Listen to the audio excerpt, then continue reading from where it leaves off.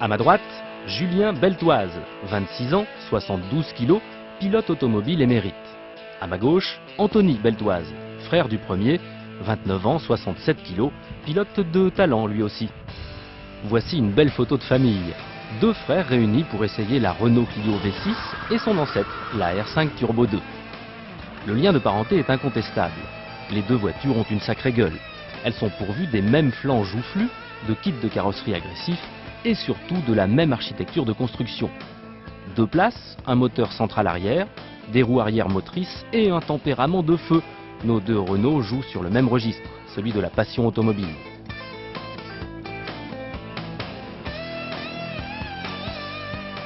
Économie des coûts de production oblige, Clio V6 et Renault 5 Turbo 2 reprennent beaucoup d'éléments des modèles de série dont elles dérivent. À commencer par le tableau de bord, celui de la R5 Alpine pour la R5 Turbo 2, celui de la Clio RS pour la Clio V6. Détail amusant, leurs bouchons de réservoir d'essence sont implantés exactement au même endroit. Oui, mais voilà, 20 ans séparent ces deux voitures. En 20 ans, le V6 3 litres Atmo de la Clio a remplacé le 4 cylindres 1,4 litre turbo de la R5. La Clio développe 235 chevaux pour un poids de 1335 kg. La R5 se contente de 160 chevaux pour un poids de 970 kg. Avantage Clio donc pour le rapport poids-puissance.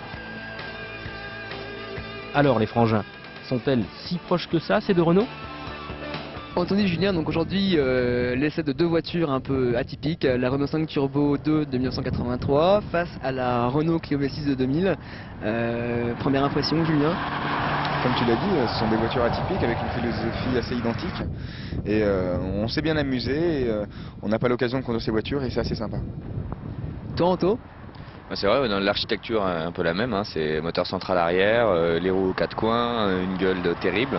Mais c'est vrai qu'il y a 20 ans qui séparent ces deux autos et à conduire on le ressent vraiment bien, quoi. C'est-à-dire que la Clio est quand même beaucoup plus facile, beaucoup plus précise, beaucoup plus douce au niveau des accélérateurs, freins, boîte.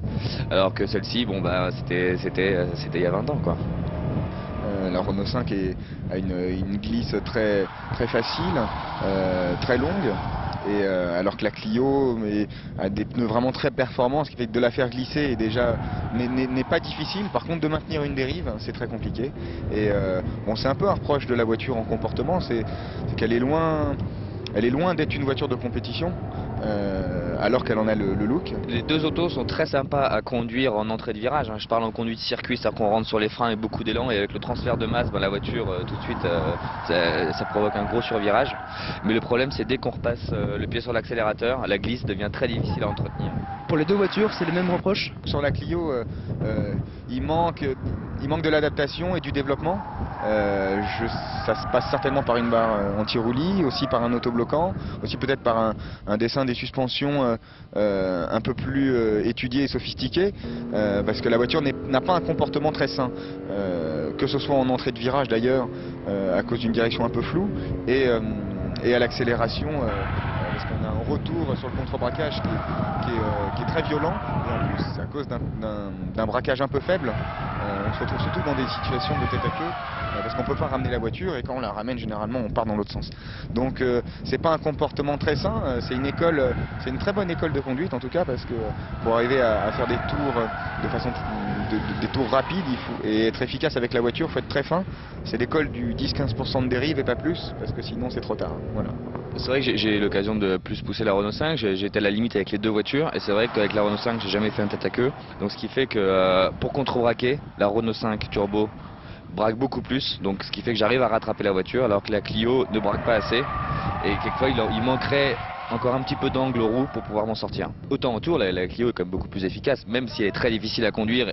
On va dire la Renault 5 peut-être un peu plus facile à conduire, mais la Clio étant un peu plus difficile mais quand même beaucoup plus efficace. Donc ça te rappelle un petit peu ta Clio Trophy ou pas, cette Clio V6? Ah bah quand je la vois comme ça, je mettrais mes autocollants, mes sponsors de dessus, le numéro de course, je ferais pas la différence, c'est la même, en look extérieur, hein. Maintenant, c'est vrai que la Clio Trophy est quand même beaucoup plus vicieuse et demande encore plus de finesse que la Clio de série. En définitive, la Clio V6, c'est une vraie sportive ou pas? C'est une vraie sportive, oui. Moi je te réponds oui, mais il faut vraiment faut avoir un pilotage vraiment très très fin. C'est-à-dire que elle pardonne pas l'erreur. C'est un peu comme la Clio Trophy de course, donc c'est une sportive. Une voiture qui pardonne tout n'est pas une sportive. Pareil pour toi, Julien, même jugement? Une vraie sportive, je pense que le mot est un peu osé. Moi, je pense plutôt que c'est une fausse sportive, mais qui demande à évoluer un peu pour devenir une vraie. Et notamment au niveau de la motorisation et peut-être au niveau de la fluidité de la voiture, de la précision. C'est un premier jet, je pense qu'il va y avoir des évolutions. Et si c'est pas Renault qui s'en occupe, ce sera peut-être TWR ou à qui Renault a confié la fabrication de cette voiture, qui fera de cette voiture, je pense, dans le futur, une vraie auto très sportive, comme a pu l'être la Renault 5 Turbo 2 à l'époque. Si on commence à l'améliorer beaucoup, c'est clair qu'elle va être beaucoup plus facile à conduire, mais ça va peut-être lui enlever un peu de caractère. Je pense qu'il faut mettre en rapport des qualités dynamiques avec les qualités esthétiques de la voiture. Et puis il faut que ce soit, je veux dire aujourd'hui, la voiture est unique au niveau de son look, et il faudrait qu'elle soit unique au niveau de quelques points de comportement. C'est une belle voiture avec un super look, il faut que les qualités dynamiques suivent.